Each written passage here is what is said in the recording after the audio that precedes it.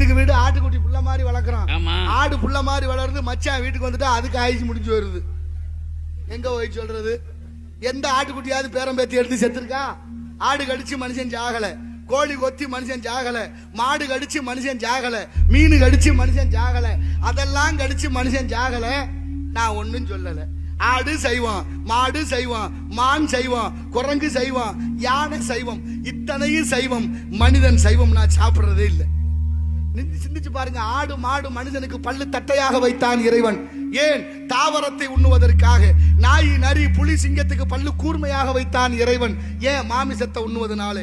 ஆடு மாடு மனிதனுக்கு கடவா பல்லு இருக்கு, வியர்வை சுரப்பு இருக்கு. நாய் நரி புலி சிங்கத்துக்கு பல்லு கூர்மையாக இருக்கு, கடவா பல்லு இல்ல, அதுக்கு வியர்வை சுரப்பு இல்ல. அதனால அது சாப்பிடணும். நம்மெல்லாம் தாவரத்தை உன்றால் உடலுக்கு ஆரோக்கியம் என்றுதான் சைவம் என்று ஒன்றை கொண்டு வந்தார்கள். ஆனா இங்க எதை கடைபிடிக்கிறோம்னு பாருங்க. ரொம்ப அற்புதமா தேவா அற்புதமா பாயாசத்தோட அப்பளத்தோட ரொம்ப அற்புதமா பாஸ்கரன் அம்மா அவங்களுடைய சாப்பாடு, எனக்கு அவங்க வீட்டுல சாப்பாடு போட்டாங்க, ரொம்ப அற்புதமா இருந்தது, மறக்கவே முடியாது. அன்னமிட்ட கைகளுக்கு இறைவன் அருள் புரிய நம்ம பிரார்த்திப்போம். அப்படி சோறு ரொம்ப முக்கியம், சோறு இல்லாம வாழ முடியாதுதான். ஆனாலும் சாப்பிடுற சாப்பாடு சரியானு பார்த்து சாப்பிடணும். கண்டதையும் தின்று கண்டபடி போய் இந்த ஆத்மாக்கள் எல்லாம் இப்படி அல்லல் படுதேங்கிறத வேதனை. அப்படிப்பட்ட அல்லலை நாம நீக்கி நாமும் நலமோடு வாழ்வதற்கு வழி எத்தனையோ இருக்கு.